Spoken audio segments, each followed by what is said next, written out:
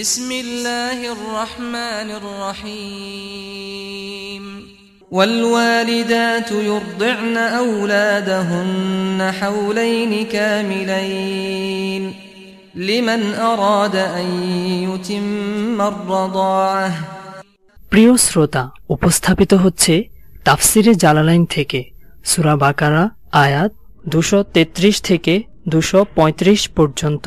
বিসমিল্লাহির রহমানির রহিম। والوالدات يرضعن أولادهن حولين كاملين لمن أراد أن يتم الرضاعة। এখান থেকে রাদাআতের হুকুম আসছে। আল মুতাল্লাকাতু ইয়াতারাব্বাসনা বিআনফুসিহিন্না, সেই আয়াতের মধ্যে যে হুকুম ছিল, কয় নম্বর হুকুম ছিল সেটা? 19 নম্বর। এরপরে আত-তালাকু মাররাতান ফাইমসাকুম বিমা'রুফ, এখানে দাও আরেকটা নাম্বার দাও, এখানে তালাক রাজিঈ এর হুকুম বলা হয়েছে। এরপরে ফাইন খিফতুম আল্লা ইউকিমা হুদুদাল্লাহ ফালা জুনাহা আলাইহিমা ফি মাফতাদাত বিহ, এখানে খুলা এর বিধান বলা হয়েছে, এখানে আরেকটা নাম্বার দাও, কয় নম্বর হচ্ছে এটা? এরপরে ফাইন তাল্লাকাহা ফালা তাহিল্লু লাহু মিন বা'দু হাত্তা তানকিহা যাওজান গায়রা, এটা হলো তালাকে মুগাল্লাজা এর বিধান বলা হয়েছে 22। এরপরে এখন আবার আসতেছে রাজাআতের বিধান। মাঝখানে আরেকটা আসছে যে যদি ইদা তাল্লাকতুমুন নিসা ফাবালাগনা আজালাহুন্না ফালা তা'দুলুহুন্না, এটাকে ভিন্ন করে নাম্বার দিলাম না, ইচ্ছা করলে দেওয়া যায়, এটা দেওয়া হলো দিলাম। চলো সামনেরটা চলো, এখানে রাদাআতের বিধান কয় নম্বর হবে? এটা 23। ওয়াল ওয়ালিদাতু ইউরদি'না আওলাদাহুন্না হাওলাইনি কামিলাইনি, তালাক ইদ্দত ইত্যাদির আলোচনা চলতেছে। সামনে আবার তালাকের আলোচনা, তালাকের পরে ইদ্দত, মোহর কি হবে না হবে এই আলোচনা আসতেছে।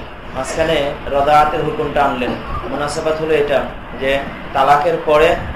তালাকের পরে বাচ্চাকে দুধ পান করানো নিয়ে স্বামী স্ত্রীর মধ্যে এক ধরনের ঝগড়াঝাটি হওয়ার সম্ভাবনা থাকে দুধ পান করানো নিয়ে। তো এই মুনাসাবাতে এখানে আল্লাহ তাআলা দুধ পান করানোর সাথে মুতাআল্লিক হুকুম আহকাম বলতেছে যে তালাকের আগে দুধ পান করানোর বিধানটা কি হবে, মানে এমনি স্বাভাবিক হালাতে, আবার যদি তালাক হয়ে যায় এরপরে ওই মায়ের জিম্মাদারি কিনা বাচ্চাকে দুধ পান করানো, এই বিধানটা এখানে আসতেছে। ওয়াল ওয়ালিদাতু ইউরদি'না আওলাদাহুন্না, মায়েরা তাদের বাচ্চাদেরকে দুধ পান করাবে, মায়েরা তাদের বাচ্চাদেরকে যেন দুধ পান করায়। খবরিয়া তবে ইনশাইয়া এর মানা লিউরদি'না আওলাদাহুন্না হাওলাইনি কামিলাইনি, পূর্ণ 2 বছর, পূর্ণ 2 বছর যেন তাদের বাচ্চাদেরকে দুধ পান করায়। সিফাতুন মুআক্কিদাতুন, কামিলাইন এটা হাওলাইনের সিফাতে মুআক্কিদা। যালিকা লিমান আরাদা আন ইউতিম্মা রাদাআ, ভিন্ন এটা। এই যে পূর্ণ 2 বছর দুধ পান করাবে এই বিধানটা, এটা হলো লিমান আরাদা আন ইউতিম্মা রাদাআতা, ওই ব্যক্তির জন্য যে দুধ পান করানোর মেয়াদ পূর্ণ করতে চায়, ওই ব্যক্তির জন্য যে দুধ পান করানোর মেয়াদ পূর্ণ করতে চায়। তার মানে পূর্ণ সময় হলো 2, এর বেশি দুধ পান করাবে না। হ্যাঁ, যদি সামনে যেটা আসতেছে, যদি স্বামী স্ত্রী দুজনের পরামর্শ করে এবং দুজনের রেজামন্দির সাথে আরো কমেই দুধ ছাড়িয়ে দেয় তাতেও কোনো অসুবিধা নাই। কিন্তু কেউ যদি পূর্ণ সময়টা পান করাতে চায় তাহলে পূর্ণ সময় কতটুকু এটা আল্লাহ তাআলা এখানে বললেন হাওলাইনি কামিলাইন। জুমহুরের রায় এটাই। আবু হানিফা রাহিমাহুল্লাহর রায় হলো যে তিনি ওই 30 মাস 2.5 বছরের কথা বলেন। লিমান আরাদা আন ইউতিম্মা রাদাআ, তোমাদের হেদায়েত সানিতে মনে আসবে, এটা না চলে গেছে। লিমান আরাদা আন ইউতিম্মা রাদাআ, যে ব্যক্তি দুধ পান করানোর মেয়াদ পূর্ণ করতে চায় তার জন্য হলো এই বিধানটা। ওয়ালা জিয়াদাতা আলাইহি, এর উপরে বাড়াবে না। ওয়া আলাল মাউলুদি লাহু রিজকুহুন্না ওয়া কিসওয়াতুহুন্না বিল মা'রুফ, ওয়া আলাল মাউলুদি লাহু আইল আল আব, বাবার জিম্মায় কর্তব্য হলো রিজকুহুন্না ওয়া কিসওয়াতুহুন্না, তাদের মানে মায়েদের খাবার দাবারের ব্যবস্থা করা এবং পোশাক আশাকের ব্যবস্থা করা। ওয়া আলাল মাউলুদি লাহু রিজকুহুন্না ওয়া কিসওয়াতুহুন্না, বাবার কর্তব্য হলো মায়েদের খাবার দাবারের ব্যবস্থা করা। রিজকুহুন্না আই ইতআমুল ওয়ালিদাত ওয়া কিসওয়াতুহুন্না আলাল ইরদা' ইদা কুননা মুতাল্লাকাত। তো এই যে রিজক এবং কিসওয়া ইন্তজাম করবে আলাল ইরদা', এই দুধ পান করানোর বিনিময় হিসেবে। ইদা কুননা মুতাল্লাকাত, যদি তারা মুতাল্লাকা হয়, মুতাল্লাকা না হলে তো এমনি স্ত্রী হিসেবেই পাবে। ইদ্দতের ভিতরে থাকলে তো ইদ্দতের ভিতরে এমনি যেটা পায় সেটাই তো হবে। কিন্তু যদি মুতাল্লাকা হয়ে যায়, ইদ্দত পার হয়ে গেছে, তাহলে সেখানে যে সে দুধ পান করাচ্ছে এটার জন্য ভিন্ন করে তাকে রিজক আর কিসওয়া দিতে হবে। বিল মা'রুফ বিকদরি তাকাতিহি, তার সামর্থ্য অনুযায়ী। লা তুকাল্লাফু নাফসুন ইল্লা উসআহা, কাউকে তার সামর্থ্যের বাইরে কষ্ট দেওয়া যাবে না, কাউকে তার সামর্থ্যের বাইরে কষ্ট দেওয়া যাবে না। মানে স্বামী কতটুকু দেবে, এখন তো স্বামী নাই, যদি মুতাল্লাকা হয় বাবা কতটুকু দেবে, বাবার যতটুকু সামর্থ্য আছে সেই হিসাবে দেবে। লা তুদাররা ওয়ালিদাতুম বিওয়ালাদিহা, এখানে একটা জিনিস দেখো যে আলাল মা, মায়েদের কথা উল্লেখ করতে গিয়ে কোরআনে কারীমের শব্দটা হলো আল ওয়ালিদাত ইউরদিনা, ওয়ালিদাত, কিন্তু বাবার কথাটা উল্লেখ করছেন আল্লাহ তাআলা আলাল মাউলুদি লাহু এই শব্দ দিয়ে। এখানে তো আলাল ওয়ালিদি রিজকুহুন্না ওয়া কিসওয়াতুহুন্না এটা বললে সব ছোট হয়ে যেত, এটা না বলে আলাল মাউলুদি লাহু বলছেন, এটা বলে মানসিকভাবে বাবাকে নফাকাটা দেওয়ার জন্য তৈরি করছেন। কোরআনে কারীমের মধ্যে তো শুধু আইন কানুন বলে না, বরং আইন কানুনটাকেই এমন ভাবে বলে যেন মানসিকভাবেই বান্দা আইনটা ওই হুকুমটা পালন করার জন্য তৈরি হয়। এখানে দেখো একটা বাচ্চা, স্বাভাবিকভাবে তো বাচ্চাটা দুজনের, মায়েরও বাবারও, তাই না? তো সেখানে মা দুধ পান করাবে, সেখানে কোনো বাবা হয়তো এটা ভাবতে পারে যে বাচ্চা আমাদের দুজনের, দুধ তার আছে তো সে খাওয়াবে, এটার জন্য আবার তাকে পয়সা দিতে হবে কেন? কিন্তু আল্লাহ তাআলা এখানে বাচ্চার দুধ পান করাবে মা, বাবাকে বলতেছে তোমাকে কিন্তু তার রিজকুহুন্না ওয়া কিসওয়াতুহুন্নার ইন্তজাম করতে হবে। সেখানে বাবার জিম্মায় যে দুইটা জিনিস ওয়াজিব করতেছে, তো বাবা যেন মানসিকভাবে তৈরি হয় যে বাচ্চার জন্য একটু পয়সা খরচ করতে, এই জন্য শব্দটা বলতেছে কি আলাল মাউলুদি লাহু, যার জন্য সন্তানটাকে জন্ম দেওয়া হয়েছে তার উপরে এই রিজিক আর কিসওয়া।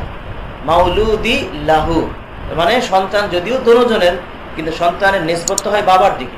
এজন্য এই শব্দটা বলে যেন মানসিকভাবে তৈরি করা হয়েছে যে সন্তানটা তো আসলে আমারই, অথবা আমার সন্তান আমি খরচ করবো না, তো এটা তাতে কি হয়েছে, কথাটা বোঝা নাই? এই জিনিসটা বোঝাবার জন্য এখানে ওয়ালিদ শব্দ না বলে আলাল মাউলুদি লাহু শব্দটা বলছে, যার জন্য সন্তানটাকে জন্ম দেওয়া হয়েছে তার জিম্মায় এটা জরুরি। এমনি যদি স্বাভাবিকভাবে স্ত্রী থাকে তাহলে তো মা হিসেবে তার উপরে দুধ পান করানো জরুরি, মা হিসেবেই জরুরি। সে যদি কোনো ওজর ছাড়া দুধ পান করাতে না চায় তাহলে তাকে বাধ্য করা হবে, গুনাহ হবে, তার বাধ্য করা হবে। কিন্তু যখন মুতাল্লাকা হয়ে গেছে এখন তো তার জন্য জরুরি না। এখন সে যদি দুধ পান করাতে রাজি হয় তাহলে তাকে পয়সা দিতে হবে, স্বামীর পক্ষ থেকে পয়সা দিতে হবে যতটুকু সে দিতে পারে। লা তুকাল্লাফু নাফসুন ইল্লা উসআহা তাকাতাহা লা তুদাররা ওয়ালিদাতুম বিওয়ালাদিহা, মাকে তার সন্তানের কারণে কষ্ট দেয়া যাবে না, মাকে তার সন্তানের কারণে কষ্ট দেয়া যাবে না। ওয়ালা ইউদাররা মাউলুদুন লাহু বিওয়ালাদিহি ওয়ালা মাউলুদুন লাহু বিওয়ালাদিহি, এবং পিতাকেও তার সন্তানের কারণে কষ্ট দেওয়া যাবে না। এখানে হুকুমটা কত ইনসাফের সাথে বলতেছে, মানে এখানে বাবা পয়সা দেবে আর ওদিক দিয়ে মা যদিও মুতাল্লাকা কিন্তু মা দুধটা পান করাবে। এখানে কারোর উপরই যেন কেউ অন্যায়ভাবে চাপ সৃষ্টি করতে না পারে, এই জন্য আল্লাহ তাআলা এটা বলতেছে, অন্যায়ভাবে কেউ যেন চাপ সৃষ্টি করতে না পারে। মার যদি আসলেই কোনো ওজর থাকে, সে যদি দুধ পান করাতে রাজি না হয় তাহলে এই তাকে দুধ পান করানোর জন্য যেন চাপ দেওয়া না হয়, এটা যেন না বলা হয় যে সন্তান তো তোমার, তো তুমি দুধ পান করাবে না কেন, এই সন্তান তার, এটাকে কেন্দ্র করে তার উপরে যেন কষ্ট দেওয়া না হয়। এটা হলো ওয়ালা তুদাররা বিওয়ালিদাতুম বিওয়ালাদি। একটা হলো যে এই মা প্রয়োজনের চেয়ে বেশি পয়সা চেয়েছে, ও সে এতটুকু বেশি পয়সা দেওয়ার বাবার সামর্থ্য নাই, এই দুইটা কথা বলতেছে। লা তুদাররা ওয়ালিদাতুম বিওয়ালাদিহা, বিওয়ালাদিহা আই বিসাবাবি ওয়ালাদিহা, সন্তানের কারণে মাকে কষ্ট দেওয়া যাবে না। বিআনতুক রাহা আলা ইরদাইহি ইদা ইমতানাত, মাকে কষ্ট দেওয়া যাবে না। তো কষ্ট দেওয়ার সুরতটা কিরকম?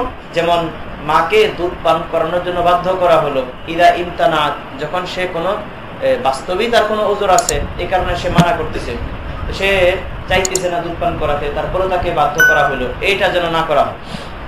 ওয়ালা ইউদাররা মাউলুদুন লাহু বিওয়ালাদিহি, এবং পিতাকেও কষ্ট দেওয়া যাবে না তার সন্তানের কারণে, বিসাবাবিহি বিআন ইউকাল্লাফা ফাওকা তাকাতিহি, যে তার যতটুকু সামর্থ্য আছে তার চেয়ে বেশি পয়সা তার কাছ থেকে চাওয়া হইতেছে, তো এটাও তো কষ্ট হয়ে যাবে তার।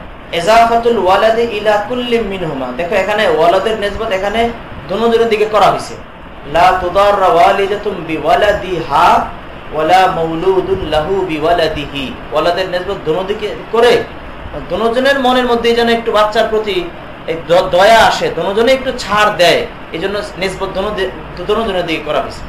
ওয়াল ইজাফাতুল ওয়ালাদি ইলা কুল্লি মিনহুমা ফিল মাওদিআইনি, দুনো জায়গায় ওয়ালাদের নিসবত দোনো দিকে করা হয়েছে। এই ইজাফাতটা লিল ইস্তিআতাফ, ইস্তিআতাফ মানে লিতালাবির রাহমা মিনহুমা, তাদের পক্ষ থেকে কিছু রহমত তলব করার জন্য, তাদের অন্তরে যেন দয়া সৃষ্টি হয়। এই জন্য সন্তান তো আমারই, অতএব এটার জন্য এত চাপাচাপি কেন করবো, শরীরই ওজোর নাই, ঠিক আছে আমি দুধটা পান করাই, এটা। আর ওদিক দিয়ে বাবারটা এমনই। তো এটা তো হলো যদি বাবা জীবিত থাকে। বাবা যদি জীবিত থাকে তাহলে সন্তানের দুধ পান করানোর বিনিময়ে বাবা নিজে দেবে। আর যদি বাবা মারা যায় তাহলে বাবা মারা গেছে, এখন এই সন্তানের দুধ পান করানোর জন্য খরচটা কে দেবে? কে দেবে? বাবার ওয়ারিস দেবে। মুসান্নিফ এইভাবে ব্যাখ্যা দিতেছেন, বাবার ওয়ারিস। তো বাবার ওয়ারিসকে এই সন্তান, এই ছোট্ট বাচ্চাটা, তো সে দেবে মানে তার মাল থেকে তার ওলিয়ে খরচ করবে। এটা হলো একটা তাফসীর আলাল ওয়ারিসের। আরেকটা হলো আলাল ওয়ারিস মানে হলো আলা ওয়ারিসি সবিয়্যি, মানে ছোট বাচ্চার যারা ওয়ারিস হবে, ছোট বাচ্চাটা যদি এই মুহূর্তে মারা যায় তাহলে ছোট বাচ্চাটা মারা গেলে যারা ওয়ারিস হবে তাদের জিম্মায় কর্তব্য হলো এই বাচ্চার দুধ পান করানোর ব্যবস্থা করা। ওয়ারিসদের উপরে কর্তব্য হবে, ওয়ারিসদের উপরে এরূপ দায়িত্ব আসবে। ওয়ারিসদের উপরে এরূপ দায়িত্ব আসবে। ওয়ারিস মানে ওয়ারিসিল আব, ওয়ারিসিল আব। তো ওয়ারিসিল আবকে সাবিয়্যু আই আলা ওয়ালিয়্যিস সাবিয়্যি ফি মালিহি, ফি মালিহি আই মিন মালিহি, তার মালের থেকে অথবা তার মালের মধ্যে যারা তার ওয়ালি, এই ওয়ালিদের উপরে কর্তব্য হবে যে এই বাবা জীবিত থাকলে মায়ের জন্য যে পরিমাণ পয়সা খরচ করা হয়, এখন এই ছোট বাচ্চার ওয়ালি যারা হবে তারাই ছোট বাচ্চার মাল থেকে খরচটা করবে। মিসলু যালিক আই মিসলু যালিকাল্লাযী আলাল আব লিল ওয়ালিদাহ মিনার রিজকি ওয়াল কিসওয়া। এটা হলো একটা তাফসীর। আরেকটা হলো আলাল ওয়ারিস আই আলা ওয়ারিসি সাবিয়্যি, আলা ওয়ারিসি সাবিয়্যি। আলাল ওয়ারিসি সাবিয়্যি এটার অর্থ হলো ওই ওয়ালি। ওই সূরাতে এটার ব্যাখ্যা হলো যে বাচ্চাটা যদি মারা যায় তাহলে বাচ্চার ওয়ারিস যারা হবে তাদের কর্তব্য হবে এই মুহূর্তে বাচ্চার এই দুধ পান করাবার ব্যবস্থা করা। বাচ্চাকে যে দুধ পান করাবে তার জন্য যে পয়সাটা দেওয়া হবে সেটা ওই বাচ্চার ওয়ারিস যারা তারা দেবে। তো সেখানে ভালো শেষ কথা, শেষ ওইটাই ওয়ালিয়ুস সাবিয়্যি, শেষ কথা এটাই ওয়ালিয়ুস সাবিয়্যি। ফাইন আরাদু ফিসালান আন তারাদিম মিনহুমা আও ওয়া তাশাবুরিন, কথাটা আবার আগের দিকে ফিরে যাইতেছে। পিছনে বলছে যে 2 বছর দুধ পান করাবে, যে কেউ যদি পূর্ণ মুদ্দতে রাদাআতটা পূর্ণ করতে চায়, তো সেটা দ্বারাই বোঝা গেছে যে লিমান আরাদা ইউতিম্মা শব্দ দ্বারাই বোঝা গেছে যে পূর্ণ করতে চাইলে পূর্ণ সময়টা হলে এটা। বাকি যদি কেউ কোনো কারণে পূর্ণ করতে না চায় তাহলে আগেই দুধ ছাড়িয়ে দেওয়ার অবকাশটা আছে, সেখান থেকে এটা বোঝা গেছে না। তো বলতেছে ফাইন আরাদা উভয় আই ওয়ালিদান, মা বাবা দুজন যদি ফিসালান দুধ ছাড়াবার ইচ্ছা করে, দুধ ছাড়াবার ইচ্ছা করে, আন তারাদিন মিনহুমা ওয়া তাশাবুরিন, তাদের পারস্পরিক সম্মতিক্রমে এবং পরামর্শক্রমে, পারস্পরিক সম্মতিক্রমে এবং পরামর্শক্রমে। ফাইন আরাদা আই আল ওয়ালিদান ফিসালান ফিতামান লাহু ক্বাবলা আল হাওলাইনি, 2 বছরের আগেই যদি বাচ্চার ফিতামের ইচ্ছে করে, সাদিরান আন তারাদিন, এই সাদিরান মানে হলো এটা হাল হইছে, সাদিরান আন তারাদিন ইত্তিফাকিন মিনহুমা ওয়া তাশাবুরিন বাইনাহুমা, যে এই যে তারা এই ইচ্ছাটা করলো যে তাদের এই ইচ্ছেটা সাদের হইতেছে দুজনের রেজামন্দি এবং পরামর্শের ভিত্তিতে। 2টা কথা এই জন্য বলছে যেন এটার মধ্যে বাচ্চার মাসলাহাতটা দেখা হয়।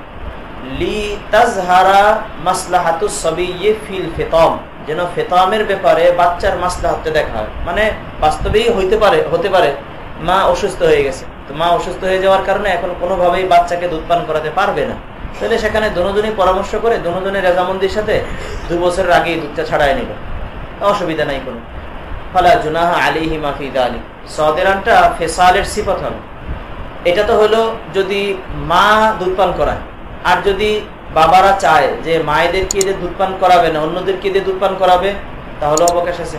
ওয়াইন আরাদতুম খিতাবুল লিল আবা আন তাস্তারদিউ আওলাদাকুম মারাদিআ গায়রাল ওয়ালিদাত, আর তোমরা যদি তোমাদের সন্তানদেরকে মায়েদেরকে ছাড়া অন্য কোনো দাত্রীর দ্বারা দুধ পান করাতে চাও, ইন আরাদতুম আন তাস্তারদিউ, যদি তোমরা অন্য দাত্রীর মাধ্যমে দুধ পান করাতে চাও নিজেদের সন্তানদেরকে, তাস্তারদিউ আওলাদাকুম, এই আওলাদাকুমটা মূলত মাফউলে থানি আর মারাদিআটা হলো মাফউলে আউয়াল। ওই তাস্তারদিউ এর মাফউলে আউয়াল হলো মারাদিআ আর আওলাদাকুম হলো মফুলে সানি, অন্য দাত্রীর মাধ্যমে যদি তোমরা তোমাদের সন্তানদেরকে দুধ পান করাতে চাও, ফালা জুনাহা আলাইকুম ফিহি, তাহলে তাতেও তোমাদের উপরে কোনো গুনাহ নেই। ইদা সাল্লামতুম মা আতাইতুম বিল মারুফ, যদি তোমরা তাদেরকে যে পারিশ্রমিক দেবে তা ন্যায়সঙ্গতভাবে তাদের কাছে অর্পণ করো। ইদা সাল্লামতুম ইলাইহিন্না, যদি তোমরা তাদের কাছে অর্পণ করো, মা আতাইতুম আই আরাদাতুম ইতাআহু লাহুন্না মিনাল উজরা, তাদেরকে যেই পারিশ্রমিক দেওয়ার তোমরা ইচ্ছে করো, এই যেই পারিশ্রমিকটা তুমি দেওয়ার ইচ্ছে করতেছো সেই পারিশ্রমিকটা যদি সাল্লামতুম ইলাইহিন্না বিল মারুফ, ন্যায়সঙ্গতভাবে বা সুন্দরভাবে তাদের কাছে অর্পণ করো। বিল মারুফ আই বিল জামিল কাতিবিন নফসি, সুন্দরভাবে। এটার একটা ব্যাখ্যা দিলেন, যেমন তিবে নফস বা তিবে নফস দিয়ে দিলে, বা সময় হয়েছে, যখন দেওয়ার সময় হয়েছে বাস তখনই তুমি দিয়ে দিলে। কথাটা যেভাবে থাকে আর কি, প্রতি মাসে মাসে আমি দেবো, মাস শেষ বাস টাকাটা দিয়ে দাও, অথবা একদম পূর্ণ সময় শেষ হয়েছে তখন তুমি দেবে। তো বিল মারুফের ভিতরে সবগুলো কথাই আছে। ওয়াত্তাকুল্লাহ ওয়া'লামু আন্নাল্লাহা বিমা তা'মালুনা বাসীর, উসলুবে কোরআন হুকুম বলার পরে সাথে সাথে এই জাতীয় কথাগুলো আল্লাহ তাআলা বলেন, ওয়াত্তাকুল্লাহ ওয়া'লামু আন্নাল্লাহা বিমা তা'মালুনা বাসীর, লা ইয়াখফা আলাইহি শাইউন বাসীরুন লা ইয়াখফা আলাইহি শাইউন মিন ওয়াল্লাযীনা ইউতাওয়াফাউনা। এখানে আবার আরেকটা হুকুম, কয় নম্বর হবে এটা? 24। ইদ্দতে মুতাওয়াফা আনহা যাওজুহা, যে মহিলার স্বামী মারা গেছে তার ইদ্দতটা কি হবে? ইদ্দতে ওয়াফাত। ওয়াল্লাযীনা ইউতাওয়াফাউনা ইয়ামুতুনা মিনকুম ওয়া ইয়াযারুনা ইয়াতরুকুনা আজওয়াজা, তোমাদের মধ্যে যারা মারা যায় এবং স্ত্রীদেরকে রেখে যায়, ইয়াতারাব্বাসনা বিআনফুসিহিন্না আরবাআতা আশহুরিন ওয়া আশরা, তারা যেন নিজেদেরকে 4 মাস 10 দিন বিবাহ করা থেকে বিরত রাখে, তারা যেন নিজেদেরকে বিরত রাখে। ইয়াতারাব্বাসনা লিয়াতারাব্বাসনা বিআনফুসিহিন্না বা'দাহুম আনিন নিকাহি আরবাআতা আশহুরিন ওয়া আশরা মিনাল লায়ালি। রাত্রি যেহেতু আরবিতে আগে আসে সেই হিসেবে এটা বললো 4 মাস 10 রাত। এটা তো যদি একবারে ঘটনাটা ঘটে চাঁদের একদম প্রথম তারিখে ঘটনাটা যদি ঘটে, তাহলে সেখানে মাসআলা হলো যে চাঁদের হিসেবেই ধরা হবে 4 মাস 10 দিন। এখন চাঁদ যদি 30 হয় তাহলে 30, 29 হলে 29, মানে ঠিক যদি মাপ মতন হয়। আর যদি চাঁদের একদম প্রথম তারিখে হয় নাই, তাহলে এই চাঁদের হিসেব ছাড়া 130 দিন, মানে 30 দিনের মাসের হিসেব করে 3 মাস 10 দিন, 4 মাস 10 দিন, 4 মাস 10 দিন মানে 130 দিন। হাযা ফি গায়রিল হাওয়ামিল, এই যে এটা বলা হলো যে ইদ্দতে ওয়াফাত হলো 4 মাস 10 দিন মানে 130 দিন, এটাই স্বাভাবিকভাবে হয়। তো 4 মাস 10 দিন যে এটা হলো যদি গায়রে হামেলা হয়, মহিলা যদি হামেল না হয়। আম্মাল হাওয়ামিল ফাইদ্দাতুহুন্না আইয়াদানা হামলাহুন্না, যদি হামেলা হয় তাহলে তার ইদ্দত হলো ওয়াজে হামল। তো ওয়াজে হামল যদি পরের দিনই ওয়াজে হামল হয়ে যায়, তাহলে এর পরের দিনই সে অন্য একজন স্বামীর সঙ্গে বিবাহ বসতে পারবে। আম্মাল হাওয়ামিল ফাইদ্দাতুহুন্না আইয়াদানা হামলাহুন্না বিআয়াতিত তালাক, যেটা সূরা তালাকের মধ্যে আসবে। আর ওয়াল আমাতু আলান নিসফি মিন যালিক, এটা ভিন্ন কথা। ওয়াল আমাতু মাহমুলাতুন আলান নিসফি মিন যালিক, আর বাদী তাকে হামল করা হবে এই হুররার হুকুমের নিসফের উপর। তো হুররার হুকুমটা হলো 4 মাস 10 দিন, তো বাদীর হুকুম হবে 2 মাস 5 দিন। এটা বিসুন্নাহ, এই সুন্নাহ দ্বারা সাবিত হয়েছে। তো সুন্নাহ দ্বারা সাবিত হয়েছে, সেই সুন্নাহ এটা ইদ্দাতুহা হাইজাতান বলে নিসফ সাবিত, এতটুকু নিসফ। এখন এখানে নিসফ কি হবে? এখানে নিসফ আর হাইজাতান না, যেটা ওই যে বিসুন্নাহর নিচে যেটা আছে না, হিয়া ওয়াহিয়া ইদ্দাতুহা হাইজাতান, এটা দ্বারা আসলে ইদ্দত সাবিত হয়নি, বরং নিসফ হওয়াটা সাবিত হয়েছে। কথাটা বুঝতে পারো নাই? ফাইদা বালাগনা আজালাহুন্না ফালা জুনাহা আলাইকুম ফিমা ফাআলনা ফি আনফুসিহিন্না বিল মারুফ। ইদ্দতের পরে হুকুম আহকাম কি হবে এটা আল্লাহ তাআলা একটু বলতেছেন, যে মহিলাদের ইদ্দত যখন শেষ হয়ে যাবে, তো ইদ্দতের এই সময়টাতে সে কোনো রকমের জিনাত এখতিয়ার করবে না। এই তাফসীর তোমাদের কিতাবে গেছে মনে হয় না, হেদায়ে আসছে না, হেদায়ের মধ্যে ইদ্দতের আলোচনা সামনে হয়তো হয়। কোনো রকমের জিনাত এই সময় করবে না, বেলা জরুরত বাইরে ঘর থেকে বের হবে না। এরপর যখন ইদ্দত শেষ হয়ে গেলে এখন সে স্বাভাবিকভাবে কারোর সাথে বিয়ে বসতে পারে। ফাইদা বালাগনা আজালাহুন্না আই ইনকাযাত মুদ্দাতু তারাব্বুসিহিন্না, ইদ্দত যখন শেষ হয়ে যাবে, ফালা জুনাহা আলাইকুম আইয়ুহাল আউলিয়া ফিমা ফাআলনা ফি আনফুসিহিন্না বিল মারুফ, তোমাদের উপরে কোনো গুনাহ হবে না তারা নিজেদের ব্যাপারে ন্যায়সঙ্গতভাবে কোনো কিছু করলে, ফিমা ফাআলনা ফি আনফুসিহিন্না বিল মারুফ, তারা নিজেদের ব্যাপারে ন্যায়সঙ্গতভাবে যা কিছু করবে এর ব্যাপারে তোমাদের উপর কোনো গুনাহ হবে না। মানে তারা যদি ন্যায়সঙ্গতভাবে কোনো কিছু করে, মানে কেউ প্রস্তাব দিল, সে এটা গ্রহণ করলো, রাজি হলো, তাহলে সে যদি এই কাজগুলো করে তাহলে এর জন্য তোমাদের কোনো গুনাহ হবে না। এর অর্থ হলো তোমাদের বাধা দেওয়ার প্রয়োজন নাই। লা জুনাহা আলাইকুম আইয়ুহাল আউলিয়া ফিমা ফাআলনা ফি আনফুসিহিন্না, নিজের ব্যাপারে সে যা কিছু করবে, মিনাত তাযায়্যুন ওয়াত তাআররুদ লিল খুত্তাব, সে একটু সাজলো, তাআররুদ লিল খুত্তাব, যারা বিয়ের পয়গাম দেবে তাদের সামনে নিজেদেরকে পেশ করলো, তো এই সবগুলো কাজ সে করে বিল মারুফ শারআন, ন্যায়সঙ্গতভাবে, মানে শরীয়তে তাকে যতটুকু ইজাজত দিছে। এটাও ওই তাযায়্যুনটাও এই পরিমাণ তাযায়্যুন যতটুকু শরীয়তে তার ইজাজত দিছে। এবং খুত্তাব, বিয়ের যারা পয়গাম দিচ্ছে তাদের সামনে নিজেকে পেশ করা, এটাও ওই পদ্ধতিতে সে পেশ করতেছে যেই পদ্ধতিতে শরীয়তে তাকে ইজাজত দিছে। শরীয়তের অনুমোদিত সীমার ভিতরে থেকে সে যা কিছু করবে এটার মধ্যে বাধা দেয়া তোমাদের প্রয়োজন নেই। তোমরা যদি বাধা না দাও তাহলে লা জুনাহ, ওয়াল্লাহু বিমা তা'মালুনা খাবীর, আলিমুন বিবাতিনিহি কাযাহিরিহি। ওয়ালা জুনাহা আলাইকুম ফিমা আররাদতুম মিন খিতবাতিন নিসা, এটা তো হলো যদি মহিলার পক্ষ থেকে কোনো ইকদাম আসে তাহলে আউলিয়াদের বাধা দেওয়ার প্রয়োজন নাই। এরপরে অন্যান্য পুরুষদেরকে বলতেছে, তোমরা যদি তাদেরকে ইশারা ইঙ্গিতে বিয়ের পয়গাম দাও তাহলে তোমাদের উপরে এতটুকু কোনো অসুবিধা হবে না। লা জুনাহা আলাইকুম, তোমাদের উপরে কোনো গুনাহ হবে না। ফিমা আররাদতুম মিন খিতবাতিন নিসা, তোমরা ইশারা ইঙ্গিতে বিয়ের প্রস্তাব দিলে তাতে তোমাদের উপরে কোনো গুনাহ হবে না। ইশারা ইঙ্গিতে এমন নারীদেরকে বিয়ের প্রস্তাব দিলে তাতেও কোনো গুনাহ হবে না। ফিমা আররাদতুম আই লাওয়াহতুম বিহি মিন খিতবাতিন নিসা আল মুতাওয়াফা আনহুন্না আজওয়াজুহুন্না ফিল ইদ্দাতি, এই কথাটা হলো ফিল ইদ্দা, মানে ইদ্দত চলাকালে যদি কোনো মুসলমান পুরুষ এমন মহিলা যে ইদ্দত ওয়াফাত পালন করতেছে তাকে ইশারা ইঙ্গিতে বিয়ের প্রস্তাব দেয় তাহলে অসুবিধা নেই। তাহলে লা জুনাহা আলাইকুম ফিমা আররাদতুম, এটা হলো ফিল ইদ্দা, ইদ্দতের ভিতরে তোমাদের উপরে কোনো গুনাহ হবে না। ফিমা আররাদতুম বিহি মিন খিতবাতিন নিসা, ইশারা ইঙ্গিতে এমন মেয়েদেরকে বিয়ের প্রস্তাব দিলে তোমাদের উপরে কোনো গুনাহ হবে না। নিসা মানে আল মুতাওয়াফা আনহুন্না আজওয়াজুহুন্না ফিল ইদ্দা, এটা হলো যে মিন খিতবাতিন নিসা, এটার সঙ্গে তাআল্লুক। তো খিতবাতিন নিসার সঙ্গেও তাআল্লুক করা যাবে, আবার আররাদতুমের সঙ্গেও তাআল্লুক করা যাবে। যেমন ইশারা ইঙ্গিতে কেউ বললো কাকাউলিল ইনসানি মাসালান ইন্নাকি লা জামিলা, এটা বললো, অথবা মাইয়াজিদু মিথলাকি, এটা বললো, অথবা রুব্বা রাগিবিন ফিকি, মানে আপনার প্রতি আগ্রহী কত মানুষ আছে, এটা বলে আসলে বোঝাইলো যে আমিও আপনার প্রতি আগ্রহী।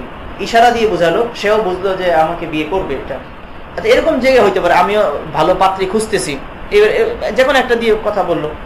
তো যদি ইশারা ইঙ্গিতে বলো গুনাহ নাই, অথবা আও আকনানতুম আদমারতুম ফি আনফুসিকুম মিন কাসদি নিকাহিহিন্না, কিংবা তোমরা যদি তোমাদের অন্তরে তাদেরকে বিয়ে করার ইচ্ছে পোষণ করো তাহলে তাতেও কোনো গুনাহ নেই। আকনানতুম আজমারতুম ফি আনফুসিকুম, নিজেদের মনের মধ্যে যদি তাদেরকে বিয়ের ইচ্ছে লুকিয়ে রাখো তাহলে তাতেও কোনো অসুবিধা নেই। আলিমাল্লাহু আন্নাকুম সাতাযকুরুনাহুন্না বিল খিতবাহ ওয়ালা তাসবিরুনা আনহুন্না ফাআবাহা লাকুম আত-তা'রিদা, আল্লাহ তাআলা জানেন যে তোমরা তাদেরকে নিয়ে আলোচনা করবে, আল্লাহ তাআলা জানেন যে তোমরা তাদের আলোচনা করবে বিল খিতবাতি ওয়ালা তাসবিরুনা আনহুন্না, তাদের থেকে তোমরা সবর করতে পারবে না। মানে আল্লাহ তাআলা আমাদেরকে বানাইছেন, আমাদের দুর্বলতা আল্লাহ তাআলা জানেন না, দুর্বলতা জানেন না। ওয়ালা তাসবিরুনা আনহুন্না ফাআবাহা লাকুম আত-তা'রিজ, তাই যে আলিমাল্লাহু আন্নাকুম সাতাযকুরুনাহুন্না, এই আন্নাকুম মানে কিয়ামত পর্যন্ত সব মুসলমান না, সব মানুষ না, যে আল্লাহ তাআলা জানেন যে তোমরা তাদেরকে নিয়ে আলোচনাটা করবে। এখন না পরিস্থিতি এমন হয়ে গেছে যেহেতু আমাদের সমাজে এই রেওয়াজটাই নাই যে কোনো একটা বিধবা মেয়েকে বিয়ে করার, এই জন্য আলোচনাটা হয়তো আমরা ওইভাবে করি না। কিন্তু আসলে মানুষের প্রকৃতিটা এমন যে আলোচনাটা করার মতো, এটা হয়তো এখন মুখে করে না, মনে মনে করে হয়তো। আলিমাল্লাহু আন্নাকুম সাতাযকুরুনাহুন্না, তো যেহেতু আল্লাহ তাআলা জানেন যে তাদের আলোচনা তোমরা করবে, এই জন্য এতটুকু অবকাশ আল্লাহ তাআলা দিয়েছেন যে তোমরা এই চাইলে ইশারা ইঙ্গিতে পয়গাম দিতে পারো। আলিমাল্লাহু আন্নাকুম সাতাযকুরুনাহুন্না বিল খিতবাহ ওয়ালা তাসবিরুনা আনহুন্না ফাআবাহা লাকুম আত-তা'রিজ, আল্লাহ তাআলা তোমাদের জন্য তা'রিজের বৈধতা দিয়েছেন। আল্লাহ তাআলার হিকমত তো আমরা এটা পর্যন্ত পৌঁছতেই পারবো না, তারপরও আমাদের নাকেস আকলে যতটুকু বুঝে আসে যে এই যে মনে করে বিধবা বিবাহ, এটার ফাওয়াইদের মধ্যে একটা ফায়দা তো হলো, যেটা ওই গতকালকে না তার আগের দিন বলছিলাম, যে ওই মহিলাটা সে একটা আশ্রয় পেল। স্বামী তাকে যত যত্ন করবে, মা বাবা হোক, ভাই হোক বা অন্য যে কেউ হোক, এত যত্ন কেয়ার করবে। আর যত্ন করলেও হয়তো তার খানা পিনার ইন্তজাম করতে পারবে, পোশাক আশাকের ইন্তজাম করতে পারবে, কিন্তু মানসিক একটা প্রশান্তি যে তার সাথে বসে গল্প করা, এইটাকে স্বামী ছাড়া কেউ পারবে। এটা তো একটা তার দিক। আর একটা দিক হলো যে এটা হতে পারে না যে কোন একটা মেয়ে, কোন একটা মহিলা সে আসলেই খুব গুণী, আল্লাহওয়ালা, বুজুর্গ, সালেহা, তাকিয়া, এবং তার যে কটা সন্তান হয়েছে সবগুলো সন্তান খুব ভালো হয়েছে, খুব মেধাবী হয়েছে, এবং যারা একটু বড় হয়েছে খুব ভালো দেখা যেতেছে, এমন একটা মহিলা বিধবা হয়ে গেছে। এখন স্বাভাবিকভাবে অন্যান্য পুরুষ, মানে সমাজের যে আসল চিত্রটা ইসলামে যেটা দেখে, আসল অবস্থাটা থাকলে অন্যান্য যে কোনো পুরুষ এই এমন একজন সালেহা তাকিয়া মহিলাকে বিয়ে করাটা নিজের জন্য একটা গৌরবের মনে করবে না, যে এই মহিলাটা নিজে এত সালেহা তাকিয়া, আবার তার সন্তান যেগুলো হয়েছে সবগুলো এরকম দেখা যেতেছে। অতএব একে যদি আমার কাছে আনতে পারি, তাহলে এরে আমার ঘরে আনতে পারলে তারে খেদমত করে আমি অনেক সৌভাগ্যবান হব, আর তার হয়তো গর্ভ থেকে আমার সন্তান হলে সেটা আমিও তো লাভবান হলাম। এই জন্যই দেখা যায় যে ইসলামের মধ্যে আমরা যেগুলো দেখতে পাই, যে কখনো কোন একজন মহিলা বিধবা হয়েছে, ওনাকে বিয়ে করার জন্য কারাকারি লেগে গেছে, যে সবাই প্রস্তাব দিতেছে যে অমুকে বিয়ে পরে একজনের ইন্তেখাব করা লাগতেছে। আসলে তো অবস্থাটা এমনই, কিন্তু এখন অবস্থাটা কি হয়ে গেছে যে মহিলা বেচারিয়া কষ্ট পাইতেছে, আবার ওই রেওয়াজই না থাকার কারণে ওই অনেকে চাইলেও এটা সম্ভব না, আবার ওই বিপরীতটা মনে করো একাধিক বিবাহ যেহেতু এখন নাই, তো যার ফলে এই সুযোগটাও নাই। কোন একজন মনে করো একজন পুরুষ, সে খুব সালেহ, খুব নেককার, এই পুরুষের সাথে একটা এই বৈবাহিক একটা খানদানি তাল্লুক করতে পারে, এই হুজুরের সাথে, একজন বুজুর্গের সাথে, নিজেদের জন্য বহুত বড় সাআদত। এই সুযোগটা থাকতো যদি 4 বিবাহ করার আম রেওয়াজ থাকতো। এখন অবস্থায় কি হয়ে গেছে যে উনি একজন বিয়ে করছে, তো হয়তো এমনও তো হইতে পারে যে যখন বিয়ে করছিল তখন ওনার এত গুণ প্রকাশ পায় নাই, তখন হয়তো ওনার মা বাবারা ভালো করে মেয়ে দেখেও নাই, খারাপ এক খানদানে বিয়ে হয়ে গেছে, ওই বউ ভালো না। যেহেতু এখন একটার বিবাহ সুযোগই নাই, এখন ওই বেচারা ওই মহিলাটা নিয়ে সারা জীবন যাপন করতেছে। তারপরে দেখা যায় ওই মহিলা হয়তো নিজে হয়তো নেককার না, সন্তান যেগুলো হয়েছে সবগুলো ওই মেয়ের মতোই হয়েছে। কিন্তু যদি সুযোগ অন্যরকম থাকতো তাহলে ঠিক আছে, একটা বিয়ে করছে, প্রথম স্ত্রী ভালো হয় নাই, তারও তো 3টা সুযোগ আছে। আরো অনেক মানুষ যারা মনে করি একটু বয়স হওয়ার পরে বিয়ে কি আর শুধু ওই স্বাভাবিক বয়সের সময় করে, দ্বিতীয় বিবাহ, তৃতীয় বিবাহ, এগুলো তো অনেক বয়স হওয়ার পরে হতে করে, 40 বছর 50 বছর হয়ে গেছে, তো এরপর হতে করে। তো কোন একজন ব্যক্তি দেখা গেল যে 50 বছর হয়ে গেছে, অনেক বড় বুজুর্গ, তো অন্যরা ওনার সাথে একটা তাল্লুক করার জন্য নিজের মেয়েকে দিতেছে যে হুজুর আমার মেয়েটাকে একটু বিয়ে করে, অথবা একজনে নিজের বোনকে দিল, হুজুর আমার বোনটাকে একটু বিয়ে করে। আসলে তো এইটা হলো ইসলামের আসল রূপটা। আলিম আল্লাহু আন্নাকুম সাতাযকুরুনাহুন্না ওয়ালাকিন লা তুআইদুহুন্না সিররা। তারপরে দেখো এখন অবস্থাটা কি হয়, আমাদের সমাজের একজনের বাবা মারা গেছে, এখন তার মাও অত বেশি একটা বয়স হয় নাই, এখন ছেলে হিসাবে আমি আমার মায়ের যত সেবাই করব, কিন্তু আমার মাকে যদি অন্য একটা পুরুষের কাছে বিয়ে দিতে পারি, তাহলে স্বামী হিসাবে যেই পরিমাণ খেদমত আমার মায়ের করবে, এই পরিমাণ খেদমত কি আমি করতে পারবো? আমরা 10 ভাই মিলেও তো করতে পারবো না। কিন্তু সমাজের এই রেওয়াজটা না থাকার কারণে আমাদেরও মাথায় কখনো আসে না যে আমি আমার মাটাকে বিয়ে দিয়ে দিই। আমাদের মনে আসে যে আমার আরেকজনের কাছে বিয়ে দেবো, মা এখান থেকে চলে যাবে, কেমন হবে। অথচ তারিখে এরকম কত ওয়াকিয়াত পাওয়া যায়।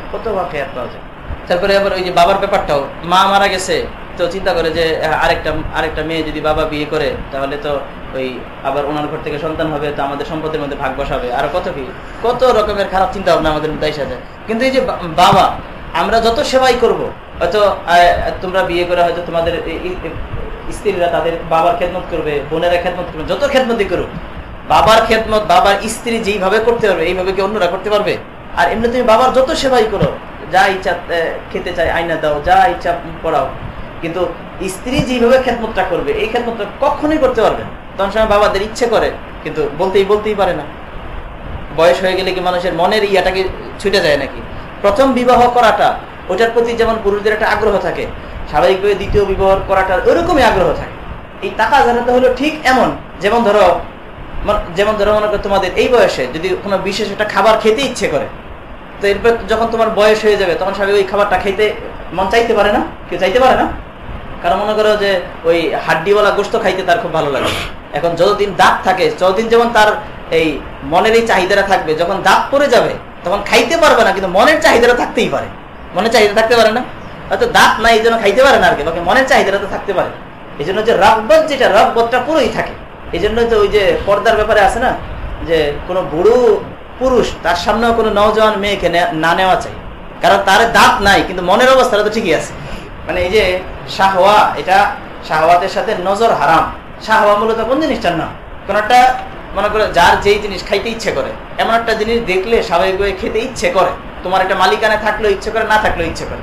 রাস্তা দিয়ে যাওয়ার সময় হোটেলের মধ্যে কোনটা জিনিস তুমি যেটা খাইতে তোমার ভালো লাগে, এটা দেখলে অথবা গ্রাম শুনলে খাইতে ইচ্ছে করে না? এই যে খানার প্রতি যে একটা ইচ্ছা, এই ইচ্ছাটাই যদি কোনো একটা মেয়ে লোকের প্রতি যায়, এটার নামই হয়ে যায় শাহওয়া। খানার প্রতি যে একটা ইচ্ছা, এই ইচ্ছাটাই হয়তো খানারটা তোমার খাইতে ইচ্ছা করে, ওখানে অন্যরকম আর একটা ইচ্ছা, ওটাই হয়ে যায় হলো শাহওয়া, যেটা হারাম। এখন তুমি বলো এই শাহওয়াটা, এটা যে হয়তো একটা খাবার তার মনে চায় আবার সেটা খাইতেও পারবে, এর যেমন মনে চাইতে পারে, যে আসলে খাইতে পারবে না, ডাক্তার নিষেধ করছে অথবা দাঁত নাই, কিন্তু তার মনে চাইতে পারে না, মনের চাওয়াটাকে বন্ধ করা যাবে কি ভাই? কথাটা বুঝো নাই?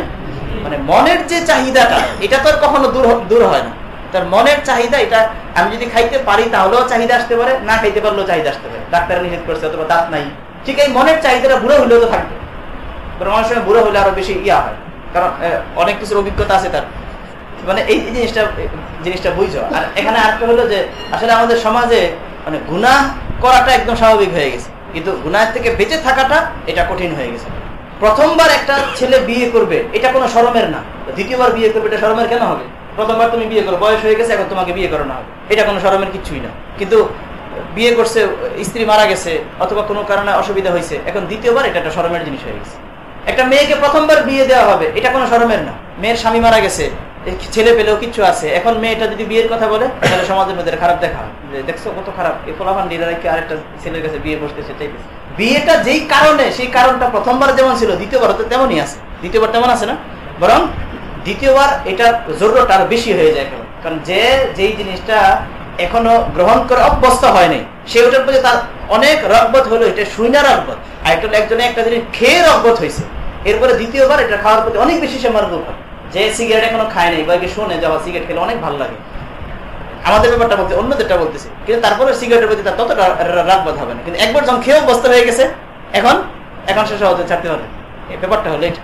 এই সাধারণ জিনিসটা এটা সমাজের অনেক মানুষই বুঝেন। ইসলাম দেখো, আল্লাহ তাআলা তো আমাদেরকে বানাইছেন, আল্লাহ তাআলা জানেন আমাদের দুর্বলতা কোন জায়গায়। এগুলো যদি বাস্তবে হইতো, সমাজে অনেক এই যে অন্যায় এগুলো অনাচার এগুলো এমনি শেষ হয়ে যেত। এই যে মনে করো মা মারা গেছে, দেখা যায় বাবার মন মেজাজ খারাপ হয়ে যায়, খিটখিটে হয়ে যায়। কেন খিটখিটে হয়ে যায়? কারোর সাথে ভালো করে কথা বলার মতো একটা মানুষও পায় না। তো সেই পুত্রবধূর সাথে রাগারাগি করবে না, তো কি করবে বেচারা? এই জন্য বুড়ো হয়ে গেল, আরেকজন এই বুড়ি আইনা দেওয়া দরকার এই বুড়ার জন্য। আর এগুলো যদি অন্তত আমরা শুরু না করি, তাহলে বাইরের মানুষ শুরু করবে। আর এরকম ওই মায়ের ব্যাপারটাও, এটা নিজেরা এটা বইলা এই লজ্জা শর্মা এগুলো কাটায় ফেললে তো হয়ে গেল। এই যে মাওলানা জিকর হুজুর বলছিলেন, আমি কিতাবে পাইনি, এই জন্য হুজুরের হাওয়ালায় কথাটা বলতেছি, যে ইমাম শাফি রহিমউল্লাহর আব্বা মারা গেছে, পরে ইমাম শাফি রহিমউল্লাহ নিজের আম্মাকে ইমাম মোহাম্মদ রহিমউল্লাহর কাছে বিয়ে দিয়েছে। মানে পড়তে আসছে হুজুরের কাছে, পরে হুজুরও পছন্দ হয়েছে, সেদিক দিয়ে মায়ের জন্য একটা স্বামীও দরকার, তো নিজের মাকে হুজুরের কাছে বিয়ে দিয়ে দিয়েছে। তো এতে ভালো হয়েছে যে ওস্তাদজি আমার আব্বা হয়ে গেছে। এগুলো তো আসলে ইসলামের প্রথম জমানা যখন ইসলামটা আসল রূপে ছিল, তখন একদম স্বাভাবিক ছিল। আল্লাহ জানে এগুলো করে কবে আবার ফিরে আসে। তারপরে যে আরেকটা জিনিস দেখো, গোলামবান্দির রেওয়াজটা, গোলামবান্দির রেওয়াজ থাকলে জিনা করার তো কোনো সুযোগই নাই, দরকারই নাই কোনো। গোলামবান্দির রেওয়াজ থাকলে জিনা করার কোনো দরকার আছে? একজনে চাইলে 10টা রাখো, তুমি 10টা বান্দি কিনে রাখো, তো যে লোকে ইচ্ছা করলেই সে কিনতে পারে, তো সে জিনা করবে কি জন্য? আর ইসলামী পরিবেশের মধ্যে জিনা করার তো এই জিনা করাটা সে নিজের কাছেও কত খারাপ মনে করবে, আর দরকারও নাই, কোনো দরকার নাই একেবারে। কিন্তু এখন হইলো ওই যেটা হালাল সবগুলো পথ বন্ধ আর হারামের সবগুলো পথ খোলা। 18 বছরের আগে যদি অন্যায় করে কেউ, কোনো অসুবিধা নেই, বিয়ে করলেই খারাপ হয়ে যায়। 21 বছর হয়ে গেছে ছেলের, এখন ছেলে যদি রাত 2টা পর্যন্ত কোনো মেয়ের সাথে গল্প গুজব করে, অথবা এই প্রায় সময় রাত বাহিরে কাটায়, অসুবিধা নেই, ছেলের বয়স হয়েছে, এটা করতে পারে, এভাবে স্বাভাবিক মনে করে। কিন্তু ছেলে যদি বিয়ের কথা বলে, তো বলে যে ছেলেটা তো আসলে তাবলিগে গিয়ে খারাপ হয়ে গেছে, এখন বিয়ের কথা বলতেছে। যেন শিক্ষিত অবস্থা এই পদের হয়ে গেছে না। একটা ছেলে যে তাবলিগে যাওয়ার পরে দিন ধর্ম বুঝছে, এখন সে বুঝতেছে যে মেয়েদের সাথে আমার মেশা যাবে না, তো স্বাভাবিকভাবে এখন সে চিন্তা করছে আমার বিয়ে করলে আমার গুনাহ থেকে বাঁচাটা সহজ। এখন বিয়ের কথা বলতেছে, এখন সে খারাপ হয়ে গেছে। কিন্তু ওই তাবলিগে যাওয়ার আগে যে হাজার মেয়েদেরকে সাথে যে সব রকমের কাজ করতো, অসুবিধা নেই, ছেলের বয়স হয়েছে, কিছুটা করতেই পারে। এগুলো আসলে এই পশ্চিম দিক থেকে আসতেছে, ইউরোপ আমেরিকা থেকে। আর এগুলো আমরা খেয়ে ফেলতেছি, এগুলো রোধ করার জন্য চিন্তাও আমরা করতেছি না। আরো কত কি হইতেছে, আলিম আল্লাহ আন্নাকুম সাতাযকুরুনাহুন্না ওয়ালাকিন লা তুআইদুহুন্না সিররা, আল্লাহ তাআলা জানেন যে তোমরা তাদের কথা আলোচনা করবে বিল খিতবাতি ওয়ালা তাসবিরুনা আনহুন্না ফাআবাহা লাকুম আত-তা'রিদা ওয়ালাকিন লা তুআইদুহুন্না সিররা, কিন্তু তোমরা বিবাহের ব্যাপারে তাদের সঙ্গে ওয়াদা করে ফেলো না, বিবাহের ব্যাপারে তাদের সঙ্গে ওয়াদা করে ফেলো না, এটা করো না। ইল্লা আন তাকুলু কাওলাম মারুফা, হ্যাঁ ন্যায়সঙ্গত কথা বলতে চাইলে তা বলতে পারো। ইল্লা আন তাকুলু কাওলাম মারুফা আই মা উরিফা শারআন, শরীয়তে যতটুকু অনুমতি দিয়েছে এতটুকু করতে পারো, যেটা একটু আগেই বললো মিনাত তা'রিদ ফালাকুম যালিক, এটা চাইলে তোমরা করতে পারো। ইশারা ইঙ্গিতে বলে রাখলাম, তো এটা মনে করো সরাসরি মেয়েকেও বলা যায়, সরাসরি মেয়েকেও বলা যায়, মানে যেভাবে বৈধতার ইয়ার রাখা, অথবা মেয়ের অভিভাবকদেরকে বলা যায় যে আমরাও তো ইনশাল্লাহ বিয়ে শাদী করবো, সময় তো হয়ে গেছে, মেয়ে খুঁজতেছি। অথবা মনে করো ছেলের বাবা বললো যে আমাদের ছেলে উপযুক্ত হয়ে গেছে, যার লাইন পড়ে করাই দিলাম বিয়া, এইভাবে ইশারা ইঙ্গিতে বলা যায়। ওয়ালা তা'জিমু আকদাতান নিকাহ, তবে আকদে নিকাহের সংকল্প করো না, আকদে নিকাহের সংকল্প করো না। হাত্তা ইয়াবলুগাল কিতাবু আজালা, যে পর্যন্ত ইদ্দত শেষ না হবে। হাত্তা ইয়াবলুগাল কিতাবু, কিতাব দ্বারা উদ্দেশ্য হলো আই আল মাকতুবু মিনাল ইদ্দাহ, মানে যে ইদ্দতটা ওয়াজিব, কিতাব দ্বারা উদ্দেশ্য হলো এখানে মাকতুব, যে পর্যন্ত ইদ্দত শেষ না হবে। আজালা আই বিআইয়ানতাহিয়া ওয়া'লামু আন্নাল্লাহা ইয়া'লামু মা ফি আনফুসিকুম মিনাল আজমি ওয়া গায়রিহি ফাহযারু, এই যে আল্লাহ তাআলার এই স্বাভাবিক নিয়ম কোরআনে কারিমে এটা, ফাহযারু অতএব আল্লাহকে ভয় করো, আই ইউআকিবাকুম ইযা আযামতুম ওয়া'লামু আন্নাল্লাহা গফুরুন হালিম, ওয়া'লামু আন্নাল্লাহা গফুরুন লিমান ইয়াহযারুহু হালিমুন বিতাখিরিল উকুবাতি আন মুস্তাহিক্কিহা। এখানে একটা কথা বলি, দেখো আমাদের সমাজে এই সমাজটা যেহেতু একবারে কুফর আর ফিসকে একদম সাইলাব হয়ে গেছে, ইসলামের আসল রূপ অনেকগুলি ছুটে গেছে। আমাদের বিয়ের ব্যাপারে মনে করো আমাদের এই দিনই হালকাতে যে একটা মনোভাব আমরা পোষণ করি, ইসলামের আসল রূপটা এমন না। এই জন্য যদি আমাদের এই যে মানে ইসলাম সাহাবীদের বিশেষ করে রাসূল সাল্লাল্লাহু আলাইহি ওয়াসাল্লামের বিয়ে সংক্রান্ত ঘটনাগুলো আমাদের বর্তমানের যে একটা মানসিকতা বিয়ের ব্যাপারটাতে, এই মানসিকতা নিয়ে যদি আমরা হুজুর সাল্লাল্লাহু আলাইহি ওয়াসাল্লামের বিয়ে সংক্রান্ত বিষয়গুলো পড়ি, আমাদের কাছে কেমন কেমন লাগবে। মানে আমাদের যেই একটা মানসিকতা বিয়ের ব্যাপারটাতে নিয়ে বিশেষ করে, যেমন ধরো হুজুর সাল্লাল্লাহু আলাইহি ওয়াসাল্লামের ঘটনার মধ্যে আছে না যে ওই হযরত জুয়াইরিয়া তিনি মুক্তিপণ নেওয়ার জন্য আসছে হুজুর সাল্লাল্লাহু আলাইহি ওয়াসাল্লামের কাছে, বলতেছে ইয়া রাসূলুল্লাহ আমাকে কিছু মুক্তিপণ দেন, আমি যেন আমি যার ভাগে পড়ছি তার কাছে ছুটতে পারি। তো হুজুর সাল্লাল্লাহু আলাইহি ওয়াসাল্লাম তখন ওই মুক্তিপণ দেওয়ার পাশাপাশি আরেকটা প্রস্তাবও দিছে। এই যে আরেকটা প্রস্তাব যে দিছে তুমি, এখন আমাদের সমাজে বিয়ের ব্যাপারটাকে যেইভাবে বলা হয়, এই মনোভাবটা নিয়ে হুজুরের এটা যদি কেউ পড়ে তার কাছে কেমন কেমন লাগবে না, কেমন কেমন লাগবে না। তারপরে ওই যে হযরত উম্মে সালামা রাদিয়াল্লাহু আনহা, ওনার স্বামী মারা গেছে আবু সালামা, তারপরে হুজুরে নিজের থেকে গেছে ওই উম্মে সালামার কাছে, মানে একজন পুরুষ ওনার নিজের স্ত্রী আছে, তারপর আরেকজন স্ত্রী কাছে গিয়ে ওই মহিলার কাছে গিয়া সরাসরি প্রস্তাব দিতেছে আমি তো তোমাকে বিয়ে করতে চাই। দেখো ইসলামের আসল রূপটা হলো এটা, কে করতেছে এটা? রাসূল সাল্লাল্লাহু আলাইহি ওয়াসাল্লাম, যার আখলাকটাই হলো আখলাকের নমুনা, তাই না?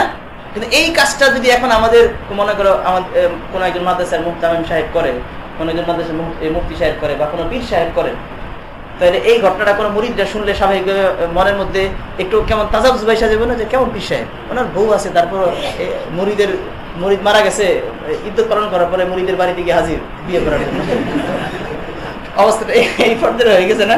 এটা এই জন্য বললাম যে রাসূল সাল্লাল্লাহু আলাইহি ওয়াসাল্লামের প্রত্যেকটা কাজ এটার মধ্যে তো একটুও খুঁত নাই, একটুও খুঁত নাই, তাই না?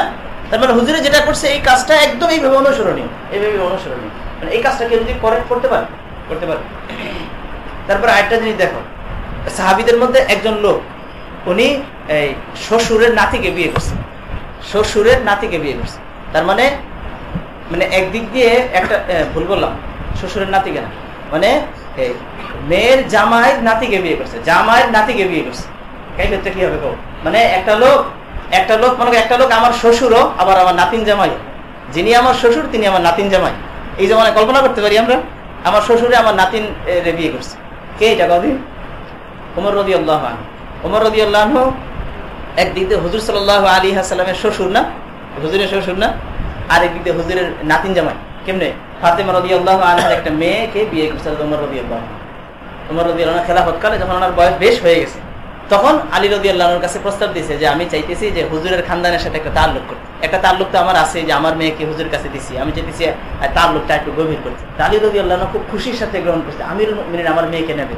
আমিরুল মুমিনিন আলী রাদিয়াল্লাহু আনহুর একটা মেয়েকে আমিরুল মুমিনের সাথে বিয়ে দিয়েছে। তো যে বিয়ে দেওয়ার পরে দেখো বিয়ের ব্যাপারটা তখন কত ইয়া ছিল।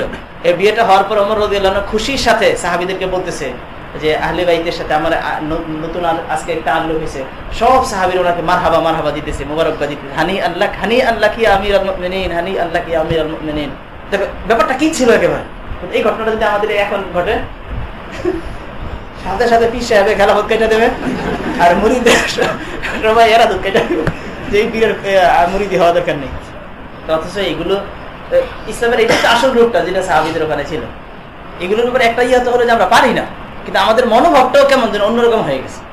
2টা বিয়ে করলেই আমাদের নজরে অন্যরকম হয়ে যায়। 2টা বিয়ে করছে, 3টা বিয়ে করছে, অন্যরকম হয়ে যায় কেন। অথচ ইসলামে এই যে রাসূল সাল্লাল্লাহু আলাইহি ওয়াসাল্লাম হাদিসের মধ্যে বলছেন না, মিশকাতে তোমরা পড়বা, তাযাওয়াজুল ওয়াদুদ আল ওয়ালুদ ফাইন্নী মুকাফিরুম বিকুমুল উমাম, যে এমন খানদানে বিয়ে করো যে খানদানের মেয়েদের সন্তান বেশি হয়, আমি আমার উম্মতের কাসরত নিয়ে অন্যান্য উম্মতের উপরে ফখর করব। আর সন্তান বেশি হয় এটা তো ব্যক্তির জন্য একটা ফখরের জিনিস। তো একজন মেয়ে একজনে বিয়ে করে ফেলছে, ঘটনাক্রমে মনে করে ওই মহিলার কোনো একটা রোগের কারণে 2টা 3টা সন্তানের পর আর সন্তানই হয় না, এখন কি করবে বেচারা, এমনি থাকবো নাকি? তো ইসলামে কত সুন্দর, আরো কয়েকটা বিয়ে করো তুমি। তো যতক্ষণ পর্যন্ত পুরুষের শক্তি আছে তখন বিয়ে করতেই থাকবো। তো বিয়ে করার সময় মনে করো যেহেতু ইসলামের রূপটাই হলো এমন যে পুরুষ যেই বয়সের ওই মেয়ে ওই বয়সের হইতে হবে এরকম কোনো জরুরি না। কারণ মেয়ে হয়তো ওই 50 বছরের এক পুরুষ, তিনি 20 বছরের এক মেয়েকে বিয়ে করলো। তো 20 বছরের মেয়েকে বিয়ে করলে 20 বছরের মেয়ে আরো প্রায় 30 বছর পর্যন্ত বাচ্চা কাচ্চা হইতে পারবে। 2 বছর অন্তর অন্তর একটা করে হইলে তো 15টা হয়ে যাবে। আল্লাহ জানে এই হালাত ফিরে আসে কিনা, আসবে তো অবশ্যই, হয়তো আমরা দেখতে পারি কিনা। ওয়া আখিরু দাওয়ানা আলহামদুলিল্লাহি রাব্বিল আলামিন।